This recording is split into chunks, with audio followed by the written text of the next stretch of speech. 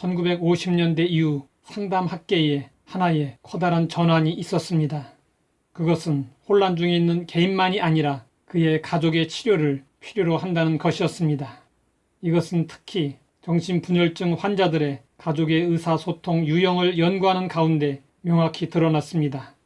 모든 가족은 하나의 체계입니다. 가족 체계의 특성 중에 하나는 상호 관계성입니다. 아이들을 키울 때 천장에 매달아 놓은 모빌을 생각하면 이 개념을 쉽게 이해할 수 있을 것입니다. 모빌의 여러 개체 중 어느 하나가 건드려지면 그것뿐만 아니라 전체가 흔들립니다. 마찬가지로 가족 간에는 다양한 상호 관계가 일어나고 각 사람은 다른 사람에게 강력한 영향을 줍니다. 가족들은 서로를 닮습니다. 가족들은 모두 비슷해 보이는 내적 관계성을 갖고 있습니다. 가족 관계는 나 자신을 쓰러지게도 하고 굳건히 붙들어 주기도 합니다. 개인의 역기능적인 행동들은 가정의 잘못된 체계를 그대로 반영한 것입니다. 이러한 사실로 인해 1960년대부터 치료자들이 서로 연합하게 되었고 개인에게 초점을 맞추던 치료자들도 전체 가족에게 적용하기 위해 새로운 전략과 기술들을 발전시키게 되었습니다. 가족 치료학자인 버지니아 사티어는 문제 행동은 가족의 고통을 경감하기 위해 가족 중 제일 착한 사람이 희생하는 것이므로 환자로 지적된 사람이 반드시 치료의 대상이 아니라고 지적했습니다. 역기능적인 행동 중의 하나인 우울증의 치료 역시 체계 이론에 입각한 접근이 필요합니다. 우울증을 한 개인의 문제로만 바라보지 말고 가족 전체 안에서 이해할 수 있어야 합니다.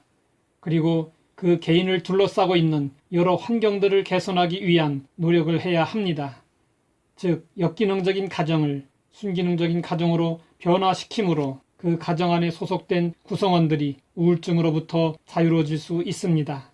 예를 들면 폭력적인 남편과 더불어 살아가는 여성을 상담할 때 어느 정도까지는 도움을 줄 수 있겠지만 남편의 폭력을 근절시키는 시스템적인 노력 없이는 악순환적인 우울증에서 벗어나기 쉽지 않을 것입니다. 성경은 가족 치료에 있어서 부부 치료를 최우선합니다. 부부관계가 좋아지면 부모 관계와 자녀와의 관계는 자연스럽게 치유됩니다. 이를 위해 성경은 부부에게 말씀하고 있습니다. 자기의 아내 사랑하기를 자신같이 하고 아내도 자기 남편을 존경하라. 부부의 행복은 한 사람만의 노력으로 이루어질 수 없습니다. 서로 각자의 도리를 다해야 합니다. 5월은 가정의 달입니다. 어린이날, 어버이날, 부부의 날이 있습니다. 부부의 날 21일에는 둘이 하나 된다는 의미가 반영되어 있습니다. 스위스에 라블이라는 아름다운 공동체가 있습니다. 방황하는 청년들을 위해서 만들어졌습니다. 이 공동체를 만든 사람들은 세계에서 가장 행복한 부부로 알려진 프란시스 셰퍼와 에디스 셰퍼 부부입니다. 1년 내내 집을 개방하고 밝은 표정으로 손님을 맞는 셰퍼 부부의 행복 공식은 간단하고 명료합니다. 부부는 한 지점을 함께 바라보아야 한다. 시선을 한 곳에 모으면 행복이 보인다. 부부가 같이 오래 살다 보면 서로를 당연한 존재로 여기고 등한히 할 수 있습니다. 서로의 존재가 얼마나 귀한 줄 모르고 지냅니다. 얼마 남지도 않은 삶을 살면서도 서로 옥신각신 다투며 원수처럼 지내는 노부부들이 많습니다. 그러다가 누군가 먼저 세상을 훌쩍 떠나가 버린다면 그 허전함은 말로 다 할 수 없습니다. 살아있을 때 좀 더 참을 걸, 좀 더 잘해줄 걸, 좀 더 사랑할 걸 후회해봐야 아무 소용이 없습니다. 부부는 서로의 소중함을 깨닫고 남편은 아내를 그리스도가 교회를 사랑하신 것 같이 헌신적으로 사랑하고 아내는 남편을 존경해야 합니다.